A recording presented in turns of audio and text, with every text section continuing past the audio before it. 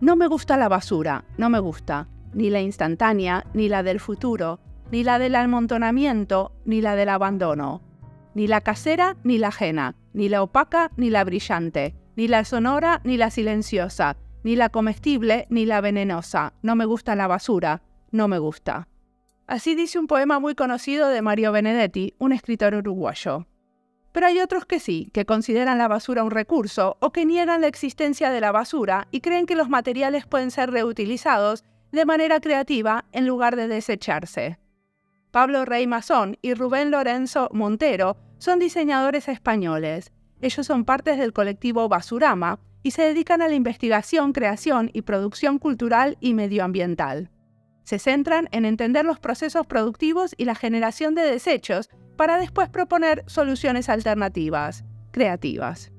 Su enfoque se basa en el codiseño y la coconstrucción, lo que significa que hacen partícipe a la comunidad en la toma de decisiones y también en la construcción de proyectos. En esta entrevista charlamos de no quedarse solo en el codiseño, sino ir hacia la coconstrucción, de construir comunidad, de diseñar con niños, de documentar cadáveres inmobiliarios y de cómo el hacer concreto del colectivo puede influenciar en la política pública. Mi nombre es Mariana Salgado, esto es Diseño y Diáspora.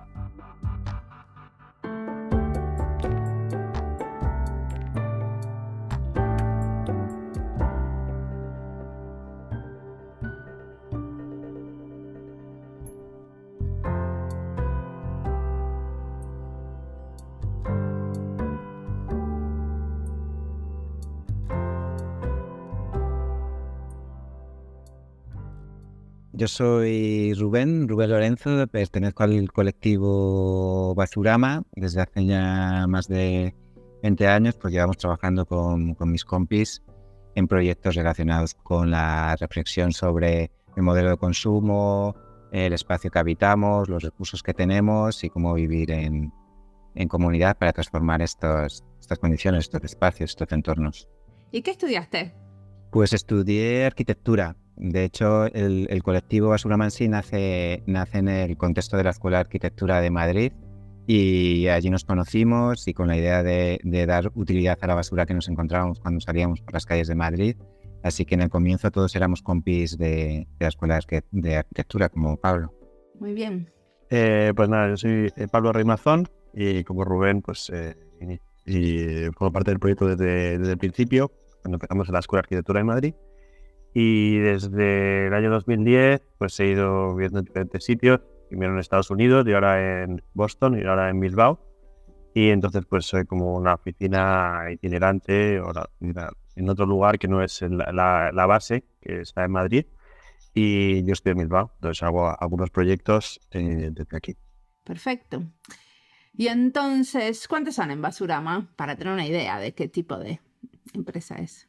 Pues así como en el día a día en la oficina de Madrid somos 4 personas y luego, como comentaba Pablo, desde Bilbao que está él, o Alberto Nanclares, que también pertenece a Basurama de manera un poco más también independiente, flexible, pues ponle como 4 más 2, ahora mismo más activamente estamos 6. Luego tenemos otro tipo de colaboraciones, pero un poco la red un poco más familiar es esa.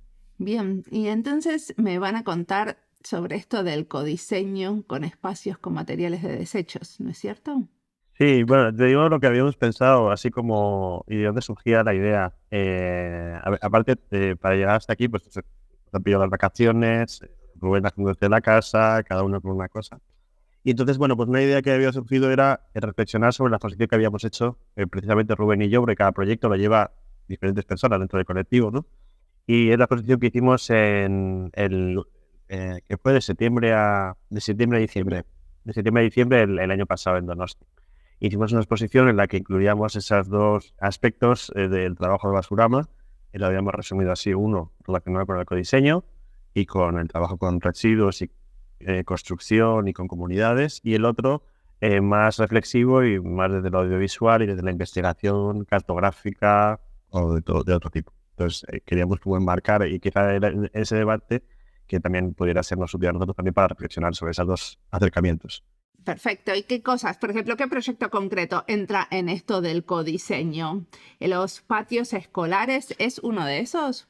Sí, efectivamente, nuestra manera de trabajar siempre ha sido trabajo en colectivo, o sea, nunca, desde nosotros que al principio éramos incluso más, éramos 10, 12 personas, todo era un cerebro colectivo que un poco cada uno aportaba sus deseos, sus gustos, su sabiduría, ¿no? Y más o menos se tomaban las decisiones y de manera totalmente horizontal, además con la libertad que te genera la basura, ¿no? Que el acercamiento al material.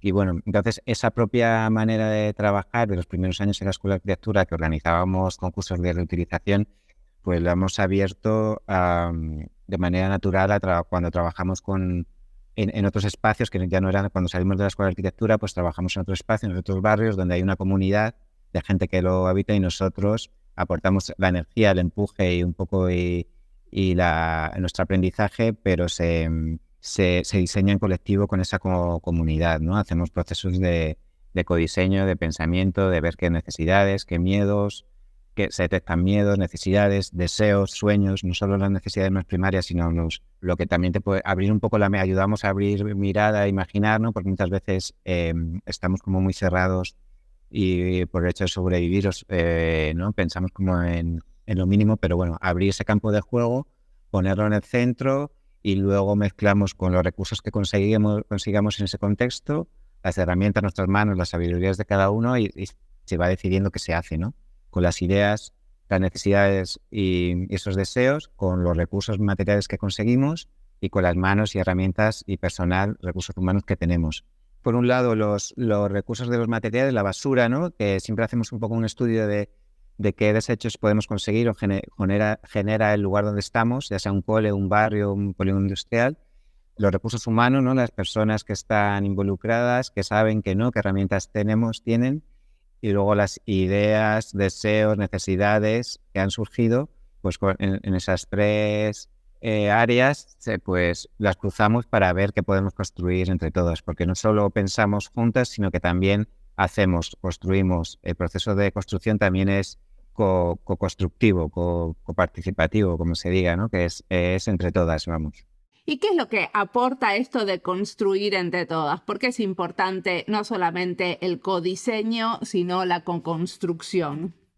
Sí, para nosotros es clave primero porque es súper divertido y une mucho al grupo y eso es una experiencia personal de poner las manos, el cuerpo, de usar herramientas, enseñar herramientas unos a otros, de aprender herramientas, te da como muchos superpoderes ¿no? De ciertos miedos que se tienen siempre no, yo no puedo hacer eso, de repente en grupo todos te da un superpoder que es que puedes con todo y entonces de repente esa poder del colectivo transformando cosas se genera una energía positiva muy buena por un lado, ¿no? Y eso es divertido. Por otro lado genera encuentro, ¿no? Y por otro lado te permite al grupo, a la comunidad tener un control sobre ese espacio y una sabiduría que puede ayudar al mantenimiento, al cuidado y ya puedo yo incluso hacer pruebas, si algo sale mal, mejorar el prototipo, porque ya pierdes ese miedo, ¿no? Al trabajar y a ponerte manos en harina, ¿no? En el juego y a coger las herramientas, de repente ya la propia comunidad es dueña de sí misma, ¿no? No tiene que depender tanto de agentes externos, de administraciones, sino que tiene un punto de autonomía mucho más grande que te da un poder muy, muy fuerte. Cuando hacen estos procesos, ¿quién los llama? ¿Quién los invita a participar? ¿Es la comunidad o es la alcaldía, el municipio?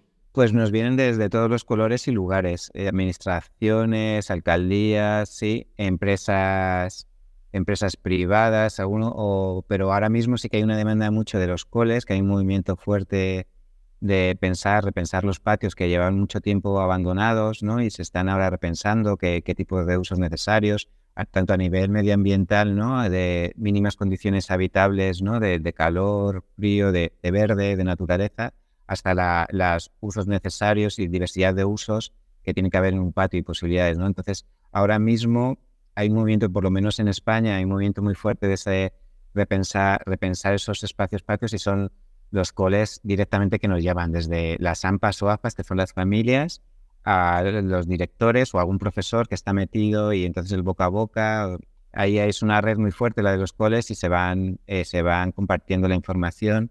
Y pues somos varios grupos, colectivos que trabajamos o empresas un poco pensando en estos espacios y nos llaman. Sí, es una necesidad muy fuerte. De hecho, recibimos mucha demanda que no damos abasto. Y una cosa que estuve viendo que me pareció genial es que ustedes en este proceso de darle autonomía a las comunidades, lo que hacen es tratar de explicarles que no es muy difícil tener los permisos de construcción, que después de que se construyó, como que no es difícil tener la autorización para abrir esos Sí, patios. la normativa. O sea, es normativa. Porque eso de acercar la normativa a las comunidades también es parte de los procesos de trabajo de ustedes, ¿no? Eso es, nosotros empezamos a trabajar con la basura porque era un recurso accesible y porque nos permitía mucha libertad de hacer, y desde el mundo del arte pues no hay cierta normativa, pero evidentemente cuando empezamos a construir sobre todo en colegios, uno de los miedos de los equipos directivos es, oye, esto está homologado, construir con basura es posible. Bueno, es posible porque lo hacemos, pero cumple la normativa, si pasa algo no estoy respaldada como equipo directivo, ¿no? Y dijimos, pues la verdad que ahí, esto hace unos años, pues en principio no, pero no teníamos como las respuestas. Entonces fuimos a buscar las respuestas con las preguntas, entonces estudiamos la normativa, lo que había que cumplir, la normativa de juego, los básicos, y nos dimos cuenta que efectivamente que era súper sencillo, que había que cumplir X cosas que son factibles y que, por lo típico, el conocimiento te da mucha posibilidad. Hay un desconocimiento ante este tema, que hay un mercado detrás de la normativa y hay empresas que se dedican a esto y hay un negocio. Entonces descubrimos que efectivamente se puede cumplir la normativa trabajando con materiales reutilizados y entonces, bueno, pues hay que cumplir ciertas cosas y luego llamar a un certificador, que hay grandes empresas que certifican en Madrid y que tienen un negocio, pero hay empresas más pequeñitas, más familiares, que puedes trabajar de tú a tú, que vienen y te certifican, te ponen el sello una vez construido a posteriori. Nosotros ya sabiendo qué es lo que tiene que cumplir, pues él viene y lo certifica, pues te dice, no, esto pues a lo mejor aquí hay un atrapamiento, aquí hay una altura que no cumple y lo modificas y entonces y te cumple. Entonces eso ya te cubre, tienes un papel, un certificado oficial que cumple la normativa europea de juego, por lo que ante cualquier suceso que no suele suceder, pero por lo menos ya tienes accidente, tiene el colegio, ese centro, ese equipo directivo, tiene un respaldo jurídico que pues tranquiliza a todos, ¿no? Entonces sí, se puede certificar que cumpla normativa construyendo con residuos. Eso nos dio hace 5 años que lo descubrimos, nos formamos en eso, nos amplió mucho el juego porque ya nos llaman ayuntamientos porque sabemos que pueden certificar, ellos no pueden hacer nada, ¿no?, certificado y luego mantenerlo si no está certificado. Y a los coles y a las comunidades más informales les da una seguridad. Entonces eso es clave, ha sido clave, sí. Y cuando hablamos de armar o construir patios escolares con basura, entiendo que una de las cosas más normales eran troncos de árboles y neumáticos. ¿Qué otro tipo de basura están usando? ¿Qué otros materiales se encuentran? Efectivamente, neumáticos es súper fácil de conseguir porque el vehículo es un elemento que está en cualquier parte del mundo y genera un cambio continuo de neumáticos, ¿no? Pero puede seguir teniendo segundas y terceras vidas ese neumático, muy resistente en el exterior y tal. Troncos, efectivamente, en Madrid tuvimos Filomena y muchos árboles tuvieron que ser talados y el Ayuntamiento de Madrid no fue capaz de asumir toda esa basura que generaron esos troncos tirados y los llevaba al vertedero. Entonces nosotros conseguimos salvar muchos troncos y llevarlos a colegios. ¿Qué es Filomena? Ustedes nombran a Filomena y no me queda claro qué es. Perdón, Filomena fue una gran tormenta de nieve que hubo en Madrid hace 3 años o 2. Y muchos árboles, no estaba acostumbrada la ciudad a tanta, ¿no? Hacía como más de 100 años que no había una nevada así, y muchos árboles no aguantaron el peso de la nieve y tuvieron que talarlos. Y hubo una cantidad de madera, de troncos, que el ayuntamiento no supo gestionar y los llevaba al vertedero a quemarlos, ¿no? Entonces nosotros hicimos una campaña para que las llevaran, en vez de al vertedero esos camiones, fueran a repartirla a colegios que a su vez nos estaban demandando madera natural, mobiliario con madera. Era como pues con lo que pasa con la basura. Sobra mucho de un lado y por otro lado se necesita. Entonces es como siempre reequilibrar eso, ¿no? Ese flujo de los residuos. Pero a las administraciones públicas les cuesta mucho porque hay muchas empresas subcontratadas que gestionan esta basura, entonces es dinero, es más difícil mover esos recursos para ellos. es complicado la gestión de esa basura, entonces lo más fácil es siempre al vertedero, a tirarlo, ¿no? El camino más recto y más fácil, pero llevarlo a los lugares donde ese desecho se puede dar vida, ¿no? Es muy útil, pues cuesta más. Entonces, la administración pública no fue capaz de darnos una respuesta, pero sí que hubo un movimiento más informal y todos los colegios consiguieron organizarse entre ellos para pagar un porte de un camión de esos troncos del parque al colegio. Consiguieron hablar con algunos operarios que les llevaran esos troncos del parque de al lado dentro del patio. Bueno, nosotros algunos... Hubo un movimiento muy bonito y muchos colegios consiguieron troncos. Y ustedes armaron un instructivo, ¿no? De qué se podía hacer con los troncos. Armamos rápidamente un instructivo para perder el miedo y que se animaran, como no dábamos abasto, pues venga, es muy fácil, es total, hay que cumplir esto, hay que lijar esto, las uniones pueden ser así. Bueno, pues dimos algunas ideas base de construcción y de usos posibles. Entonces eso amplió la posibilidad a muchos centros de hacerlo por su propia cuenta, que de hecho los hicieron. Y luego nos escribían y nos mandaban imágenes de lo que habían hecho y eso fue muy bonito. Entonces fue un recurso que se puede conseguir de manera en el tiempo, pero que en un año hubo un montón en Madrid y trabajamos solo con troncos. ¿Y ustedes trabajaron en tratar de documentar cuántos colegios lo usaron o cómo se apropiaron de la idea en diferentes lugares? No nos da la vida casi para documentar un poco, hacer esos indicadores de cuántos coles han trabajado, pero sí, esto que era en Madrid, pues más de 30, 40, 50 colegios me investigaron. Wow, ese es un montón. Y decime, los chicos los chicos y las chicas son parte de este proceso de construcción y de diseño.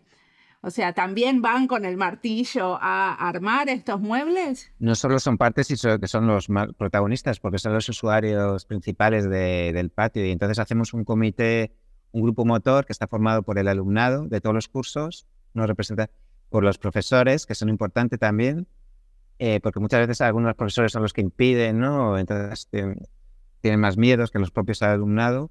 Por el equipo directivo, incluso mantenimiento, con los conserjes, el personal de limpieza también, un poco todas las que pertenecen a la comunidad de un cole, ¿no? Entonces, pero el alumnado es la parte principal y hay que escucharlos y de hecho es muy bonito porque muchas veces son a lo mejor en la sala de profesores, que nunca han entrado a la sala de profesores y que se les escuche y que estemos todos en horizontal, de tú a tú con la directora del colegio. Para ellos es de repente su voz. Se sienten como escuchados, que no suele ser normal en los coles, que son todo tareas y tal.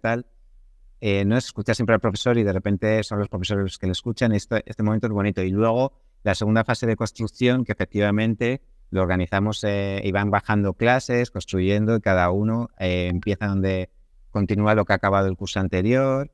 Y eso para ellos es lo más potente, lo de trabajar con herramientas que normalmente en el mundo adultocéntrico no les dejamos, en sus familias, o los profesores tienen muchos miedos de esta parte. Nosotros decimos, no os preocupéis, estamos nosotros, les enseñamos a usar las herramientas. La herramienta más peligrosa es la que no se sabe utilizar. Y bueno, aquí sí que hay muchas resistencias un poco al principio y luego estos talleres son, bueno, ellos se vuelven súper responsables cuando tienen algo que no han tenido nunca entre manos y súper mayores y se concentran muy bien. Y no sé, llevamos años trabajando y nunca ha pasado nada, ningún accidente con los peques porque desde luego cuando les das la oportunidad se vuelven súper responsables, se concentran porque es algo que saben que es único, que nunca lo han hecho algunas veces. Otros sí que han aprendido con su abuelo, normalmente los abuelos, sí, mi abuelo, pero entonces es bonito esta parte porque para ellas es un espacio que no suelen tener la oportunidad de construir con herramientas que se les suelen estar negadas y bueno, los adaptamos un poco a cada edad, pero hacemos más de lo que suelen hacer en sus casas y en sus coles, entonces para ellas es muy potente. En Finlandia se le da muchísima importancia a las manualidades en general en el colegio y entonces, por ejemplo, hay una carpintería en cada colegio. Y una de las cosas que se dice y está como muy claro es que la manera de que no haya accidentes es dándole a los chicos herramientas. O sea, claro, pues eso es. Aquí eso no está tan instaurado, entonces cuesta más abrir ese cuanto más melón práctica tienen en el uso de las herramientas y prácticas observadas con otros adultos, es lo mejor que puedes hacer para que se familiaricen y no tengan accidentes. Sí, totalmente. No, quizá, o sea, como preguntabas, hablabas en concreto de las herramientas, quizás es interesante, Rubén, comentarlo, ¿no? Que, o sea, que al final que trabajan con radiales, con sierras. Taladros, percutores, cortar de madera, lijar, soldar incluso, que es un poco pues, una fase de aprendizaje. Soldar requiere un poco más de aprendizaje, pues estamos un poco, pues bueno, sí, ves que en el fondo más o menos se puede hacer casi todo, y en los coles los más mayores pueden hacer casi todo, y los más pequeños pues soldar a lo mejor no, pero lijar, hacer algún corte, atornillar. Vamos viendo, ¿no?, las tareas y sin forzar a nadie. Abrimos el juego, nos forzamos. Quien no quiere y tiene miedo, vemos que es lo que fácil que es, pero nunca forzamos a nadie a hacer algo que no quiere. Pero normalmente todos están deseando, porque es una oportunidad para ellos que nunca hacen. Poca gente no quiere, luego pocos chavales es que todos se animan.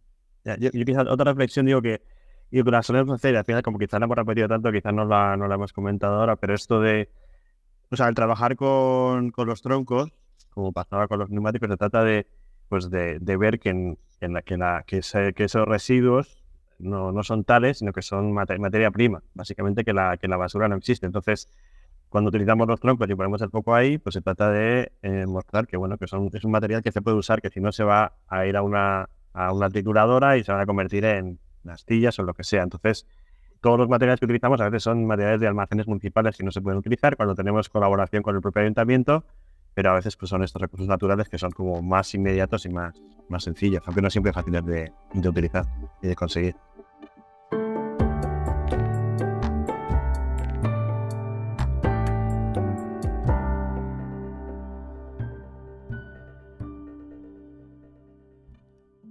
Esta entrevista es parte de las listas Niñez y Diseño, Diseño Sostenible, Arquitectura para el Cambio, España y Diseño, Educación y Diseño, porque hablamos de diseñar patios de colegios. Me encantó cuando uno de ellos dijo: estamos en la acción, es el momento de parar a pensar. Porque parar a pensar es acción, y estoy en ese momento, o creo que lo estoy. Parar a pensar en realidad es una movida, no es quedarse quieto, sino tomar conciencia mientras estamos en pleno quilombo, y eso aplica en cualquier situación, darle un poco a la cabeza antes de seguir. Cuando nos tomamos un tiempo para pensar en lo que hicimos, caemos en lo que funcionó y lo que no. Ahí es cuando podemos mejorar y hacer las cosas diferente. Ahora estoy escribiendo, por ejemplo, mucho sobre lo que vengo haciendo. Si no lo vieron, fíjense cuántos nuevos artículos de blog tiene nuestra página web. Escribir me sirve para pensar, para parar a reflexionar. Documentar, como aconsejan Pablo y Rubén.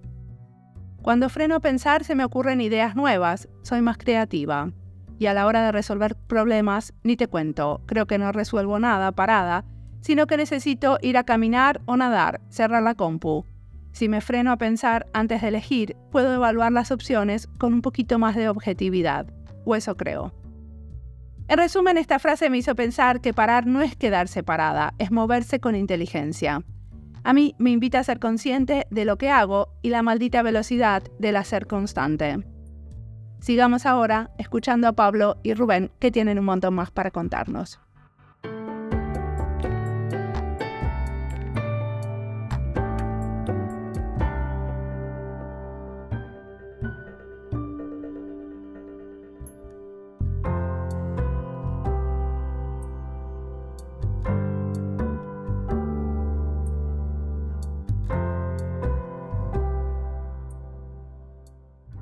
Entiendo que en su práctica se centran en España, ¿no? Pero también trabajaron en otros países de Latinoamérica. ¿Qué los asombró? ¿Qué cosas tuvieron que cambiar en los talleres que armaron en Perú, por ejemplo? Efectivamente, tuvimos la suerte de, además bastante jovencitos y al principio, de viajar por Latinoamérica a través de la cooperación internacional española y fuimos a Argentina, Perú, bueno, a casi todos los países, y bueno, fue un aprendizaje brutal para nosotros porque la relación, bueno, la informalidad, ¿no? y el espacio público, ¿no? Y era mucho más directo, mucha acción más directa de la transformación de los espacios, ¿no? Nos dio como mucho bagaje y mucha valentía a la hora de hacer, que aquí es como era todo más, haces una cosita en el espacio público y era como, pero ayer de repente la informalidad, ¿no? Los espacios públicos era acción directa y eso fue muy potente. Y luego los recursos, la basura está mucho más presente, tienen de hecho una relación más honesta con la basura, con los residuos y la gestión. Ahí están los chatarreros, los pepenadores, cada país tiene su recolector y Pablo sabe un poco esa parte mucho más, pero esa relación directa de los recursos y cómo reciclaban los materiales, mucho más transparente que aquí en Europa, que tiras los recursos están casi siempre ocultos, no se sabe qué empresas están detrás, es más difícil acceder a ellos. En Latinoamérica todo era mucho más fácil, se reciclaba de una manera mucho más natural, se reutilizaba mucho más, ¿no? Se reparaba, se reutilizaba. Para nosotros fue un aprendizaje brutal, de una experiencia de acción, y aprendimos mucho más de lo que pudimos aportar, como que además éramos muy jóvenes. Bueno, quizás esa parte que decía Rubén de los cartoneros, recicladores, pepenadores, todos esos trabajadores de la economía informal, fue una de las claves del proyecto, que se llamaba por entonces Residuos Urbanos Sólidos, RUS. Incluso llegamos a publicar un libro, y entonces casi todos los proyectos colaborábamos con los colectivos locales y también con los recicladores del lugar. Y también aprendimos por las muy diferentes condiciones en las que estaban. De hecho, yo sigo trabajando ahora en ese campo, en la Alianza Internacional de Recicladores, porque hay organizaciones de recicladores a nivel local, son cooperativas, a nivel regional y nacional, como el caso de Colombia, el caso de Argentina, el caso del Movimiento Nacional de Catadores, que están muy movilizados y que están luchando por conseguir unas condiciones dignas de trabajo.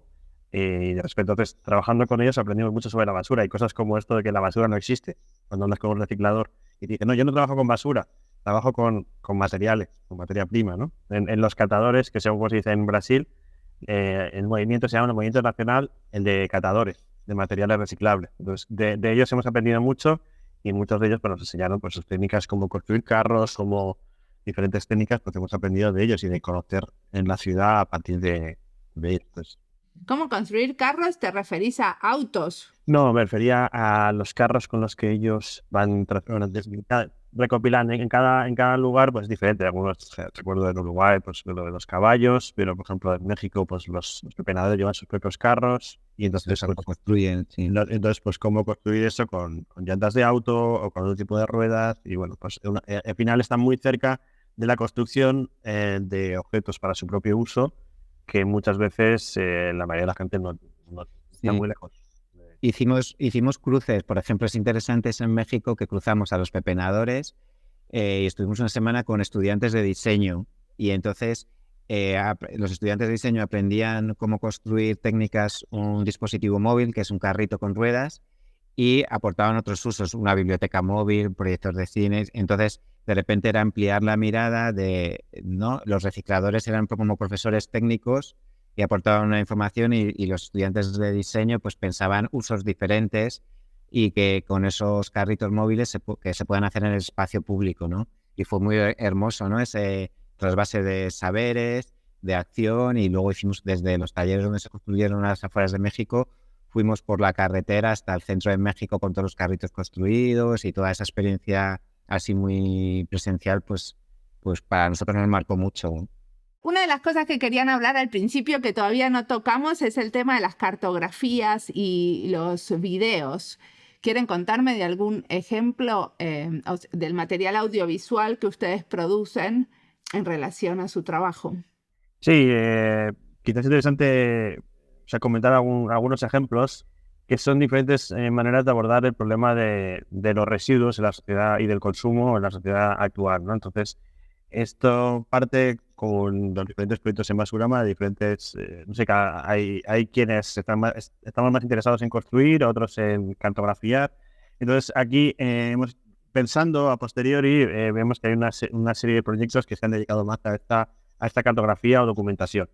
Entonces, algunos de ellos, por ejemplo, uno que luego tuvo como una segunda parte fue 6.000 kilómetros. Era un proyecto de documentación que estábamos intentando documentar con fotografías. Esos eran 2006 y 2007, pues la burbuja inmobiliaria.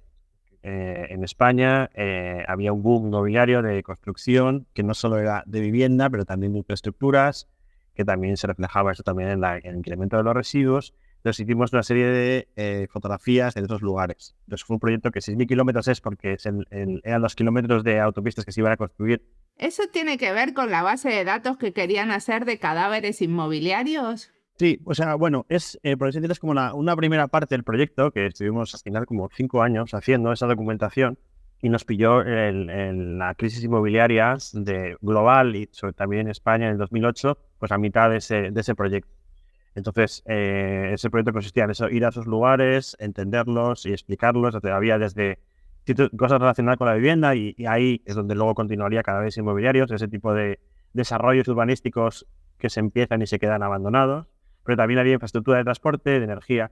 Y entonces, eso de los cadáveres inmobiliarios fue un proyecto que surgió años después, ya con la burbuja inmobiliaria totalmente estallada y con muchos desarrollos urbanísticos parados, surgió como una idea de documentar todo eso. Entonces, fue un proyecto que incluyó pues a la gente, por ejemplo, de Nación Rotonda, a gente de otros colectivos, para poder pues, documentar en toda España cuáles eran esos lugares, porque no existía una base de datos oficial. Aquí se trata siempre de intentar hacer un archivo, casi siempre digital, alternativo, porque no existen bases de datos oficiales, en este caso, sobre todo lo que quedaba en España. Pero la idea era hacer un archivo tipo una denuncia o una protesta como contra estas situaciones de que las cosas quedan por la mitad por negocios o por lo que sea. Sí, bueno, aquí nos juntábamos diferentes entes, había también gente de Ecologistas Marchan, había diferentes intereses, pero todos teníamos la vocación de hacer un archivo común, compartido, porque había gente que estaba pensando en reutilizar, otros en documentar, otros en la crítica, ¿no? Estoy pensando en Ecologistas Marchan, pues hablar del modelo en el que estamos insertos. Entonces, aquí se trata de poner de acuerdo y poner en común esos intereses y hacer conjuntamente una base de datos que si no era imposible de hacer. Entonces de ahí surgió el proyecto y estuvimos unos años haciendo esa cartografía en la que cualquiera podía adoptar un cadáver. La gente decía, bueno, yo quiero encargarme de documentar este sitio. Y entonces teníamos una serie de informaciones y de mapas para contar. Pero cuando estás documentando, la idea también era que haya alguien que se los apropie, haya un grupo de ocupas que pueda hacer uso de esos espacios de alguna manera, o que el barrio diga, bueno, esto lo queremos para el bien común y ya que sabemos que está en este mapa, lo identificamos, sabemos cómo está, ahora lo podemos usar. Pues no tenía, al menos por nuestra parte, esa vocación, aunque sí que tenía la vocación de que cualquiera lo utilizara para cualquier cosa. Lo que pasa es que habitualmente los recursos locales casi siempre uno los conoce, ¿no? Si la urbanización abandonada de tu ciudad, que casi todo el mundo la conoce, o quizás no lo conoce gente de otro lugar. Entonces se trata de poner en común todos esos espacios que iban desde la parcela hasta el desarrollo urbanístico de varias hectáreas. Y entonces no tenía la vocación documental en este caso. Por nuestra parte sí que había una crítica al modelo de producción de territorio y eso es lo que estaba más basado en nuestro impulso, pero no tenía esa clara vocación de reutilización en este caso. Hicieron también una guía alada de cómo intervenir un patio escolar, por ejemplo. Supongo que toda esta sistematización y documentación que hace los ayuda a reflexionar, ¿no? Sobre el consumo, las maneras de usar los espacios públicos. ¿Qué cosas ven que se podrían hacer en el futuro que todavía no estamos haciendo? Yo creo que quizá de las cosas para el futuro es conseguir que este tipo de acciones se conviertan en que el sistema pueda pensar que puede ser parte que puede utilizarla sistémicamente. Por ejemplo, esto de los patios, al final tiene la vocación, una AMPA, una AFA, una asociación de familias, de repente quiere cambiar su patio, y ¿cómo lo hago?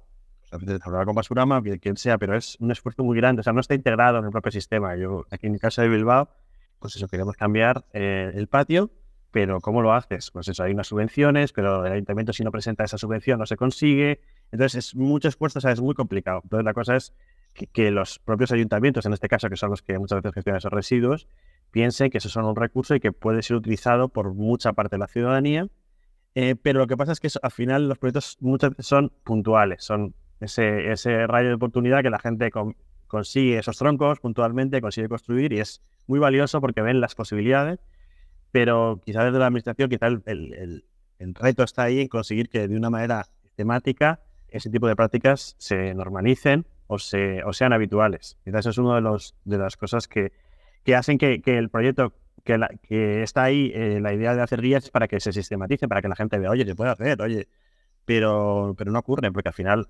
todo necesita mucha energía. Que se sistematicen y que sean autónomas de ustedes, ¿no? Que no siempre tengan que recurrir a ustedes. Eso es, como dice Pablo, para nosotros es un sueño que una administración tenga un plan de gestión de sus residuos que dé la opción de reutilización porque ahora mismo no existe a nivel normativa, cuando tiras algo a la basura, pertenece al ayuntamiento y vaya al vertedero o a una empresa recicladora. Pero no hay espacios, no hay lugar, en los puntos limpios que se llaman aquí, de recuperar esos materiales por la propia ciudadanía, ¿no? Entonces no hay un sistema en el que los propios residuos que genera el ayuntamiento a nivel urbano, como farolas, mobiliario, que nosotros puntualmente hemos conseguido algún convenio y derivarlo a los coles, pero como dice Pablo, es algo muy puntual y es como un embudo, ¿no?, que pasa por nosotros, pero lo ideal es que un ayuntamiento, una administración pública ponga a disposición todos sus residuos de una manera mucho más circular y más como en las necesidades actuales, y una manera fácil para que la ciudadanía o las asociaciones puedan de manera fácil conseguir ese material, reutilizarlo y bueno, como que esa gestión de los residuos que habla de nuestro planeta y de nuestro límite, pues sea de verdad sistematizada efectivamente. Sí, justo, o sea, proyectos como los de Relabs en Madrid, que tuvo una duración y un análisis de cómo era la situación de los almacenes municipales y los materiales disponibles, y se consiguió, no solo nosotros, sino que otra gente pudiera acceder, pero eso fue durante unos años y paró. O un proyecto mucho más pequeño, estoy recordando la tienda gratis que hicimos en Manresa, en un festival, conseguimos desviar de los puntos limpios durante unas semanas el material mobiliario a un espacio del centro de Manresa, pero eso luego, ese desvío, ese hackeo temporal, luego desaparece. Nos vamos de allí y aquello sigue igual. Los puntos limpios siguen siendo lugares en los que la ciudadanía no puede entrar. Entonces yo me estoy pensando en proyectos como, no sé, el Materials for the Art, creo que estaba funcionando en Nueva York, o otro que había en el norte de Italia, que de una manera sistémica consiguen que eso se mantenga, pero ahí todavía no hemos llegado. Eso sería un proyecto interesante. Y para eso la documentación del estado actual, de qué es lo que hay, dónde están los residuos y todo eso es muy importante para mostrar que hay un material ahí disponible que es útil y que la visibilizar el material, que muchas veces el ayuntamiento ni sabe lo que tiene, o un departamento no sabe dónde hay otra cosa que les podría servir de la habitación del lado, ¿no? Todo departamento dentro de la misma administración, y no saben ni lo que tienen. Efectivamente, tuvimos que obligarles a hacer inventario y visualizar, que mucha parte de nuestro trabajo es ir a los vertederos, ir a los lugares de almacenamiento, visibilizar, cómo dar luz a esos recursos que se tienden a ocultar, a amontonar, y entonces la basura tiene que ver con el caos. Cuando de repente es visible, está ordenada, ya deja de ser conceptualmente basura para el que lo ve y de repente es recurso, como decía Pablo, materiales, ¿no? Si tú ordenas, ¿no?, un almacén, una montaña de chatarra, la ordenas por diferentes colores o materiales, de repente tú lo ves y ya, ostras, esto es material interesante, ¿no? Solo mentalmente ya es otro tipo. Entonces, visibilizar estos almacenes que pueden estar ocultos, los vertederos de neumáticos, mogollón de estos lugares, y los hemos documentado y fotografiado, pues esta es parte también de nuestro trabajo y ayuda, es como el primer paso para entender la complejidad y para entender la potencialidad de esos recursos, ¿no? ¿Y qué cosas los inspiran en este momento? ¿Qué están mirando, escuchando, leyendo que quieren recomendar? Aparte del libro 6.000 kilómetros, paisajes después de la batalla, ¿no? Bueno, yo sí puedo comentar, quizás es relacionada con este tema, pero estoy reflexionando mucho sobre el mundo digital en el que estamos, y pues acabo de leer The Game de Barico, y una reflexión sobre pues la revolución digital que lleva unos 40 años en la que estamos y en el mundo en el que estamos insertos, que tiene que ver con la inteligencia artificial y que tiene que ver con el móvil como una extensión de nosotros y de cómo nos relacionamos, todo ahora que tengo también hijos en edad en la que quizá entren en ese mundo digital, pues cómo pensar con ellos o sea, quizá me interesa también por eso, porque cómo se relaciona con el mundo digital y todas las posibilidades que tiene, pero a la vez tiene que conocer el mundo físico y trabajar con lo que tenemos, ¿no? Entonces, ¿cómo juntar esas dos? ¿Y qué onda con la basura de los artefactos digitales, de los ¿no? como dispositivos que usamos? La basura digital se dice. Porque ahí también hay como un espacio de acción, ¿no? Desde luego, yo creo que hace tiempo que no trabajamos con ese tipo de residuos. Bueno, justo en la exposición de Donosti, ya también quizá para cerrar un poco, trabajábamos con televisiones de tubo. Entonces tuvimos que buscar para hacer una videoinstalación, y tuvimos que buscar esas televisiones que ya se tiran directamente, aunque estén en uso, se tiran, porque ya nadie las quiere. Es una de las batallas, si están invisibilizadas, la gente consume un móvil, te rompe, consumimos, compra otro, te tira, no sabes a dónde va, y esa invisibilización hace que consumamos sin ningún tipo de prejuicio. Y quizá es otro ejemplo que solemos poner cuando estuvimos en Nápoles, en mitad de la crisis de los residuos, en una ciudad que estaba llena de residuos, que estaban en las montañas de basura, y solo ahí es cuando te das cuenta de que vivimos rodeados de basura, aunque no lo veamos, ¿no? Entonces, quizá si hubiéramos todo lo que generamos, todos los móviles que yo tengo acumulado en casa, todos los que he ido consumiendo, siempre de segunda mano, de otra gente, quizás seríamos más conscientes, pero el drama que supone esto en los residuos que se llevan a otros lugares y se expulsa el problema a otro lugar, pues es realmente un problema, un gran tema que ahora mismo creo que no estamos trabajando sobre eso. No, es verdad que es un material a nivel de estructural o pues no está, para trabajar en espacios físicos no es tan evidente su uso, no es tan evidente, ¿no? Pero tenemos otra línea de trabajo que a lo mejor es verdad que últimamente sí que hacemos a veces intervenciones artísticas en contextos, ¿no? de exposiciones para reflexionar, y sí que a veces hemos planteado alguna intervención con pantallas rotas de móviles y de iPad con cables. Hemos hecho algún traje, ¿no? Hemos cosido y con alguna diseñadora hemos diseñado un traje con las placas, pero desde un punto más de intervención artística que reflexiones sobre este Sí, bueno, quizás es interesante mencionar a Obsoletos, ¿no? Un proyecto que vino paralelo a nosotros durante un tiempo, en el que justo que estábamos ahora rescatando el blog de Obsoletos y otros blogs de Basurama antiguos. De hecho, en los links que te pasaré alguno nuevo porque estamos recuperando algunos que se habían perdido, y uno es el de Obsoletos, que era un proyecto de básicamente paralelo a Basurama. Estamos en el mismo lugar, y como algunos de Basurama estaban ahí, colaborábamos puntualmente y hablaba justo de la obsolescencia programada. Un blog que en los 2000 y primeros de los años 10 sí que fue más o menos conocido, y hizo proyectos en ese campo. Utilizabas todo este tipo de material, sí. Y perdía el miedo un poco a trastear con los ordenadores, a abrirlos, a ese hardware, a conocerlo. Siempre el conocimiento te da poder para transformarlo, ¿no? Porque el desconocimiento te quita poder y lo que te hace es te quita dinero, porque tienes que comprar cosas nuevas, porque no puedes modificarlas ni separarlas. Sí, de hecho ahí estoy acordándome con lo que hicimos con Alfonso, ¿no? Con el que yo actualmente hago también cosas, trabajos de diseño y de desarrollo web, pues sobre todo el acercamiento al software libre y acercamiento a Linux para nosotros puede ser el inicio, coger ordenadores viejos y poner en marcha con sistemas operativos abiertos. Y entonces, lo que entonces no conocíamos mucho, no utilizábamos, pero quizá fue nuestro primer contacto con ese movimiento de software libre y las tecnologías abiertas, que luego hemos conocido, utilizado, pues, con Creative Commons y el software que utilizamos habitualmente. Y quizá, digo, en cuanto a lecturas sobre residuos, a mí hay un libro que me parece muy interesante sobre el tema del reciclaje y cómo surge el movimiento de reciclaje y de las 3 Rs en los años 70 en Estados Unidos.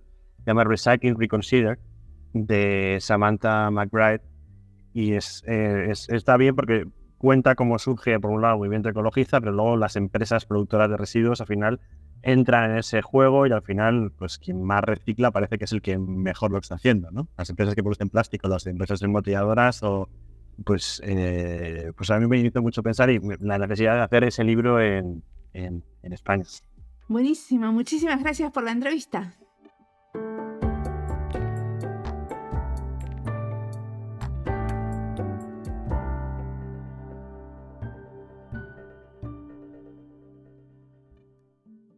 La basura tiene que ver con el caos. Si es visible y está ordenada, deja de ser basura, dicen Pablo y Rubén.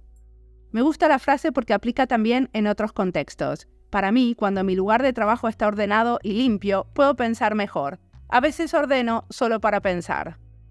También me pasa con el podcast. que a veces cuento los episodios de las listas o miro las listas para ver si están todos los episodios que tienen que estar.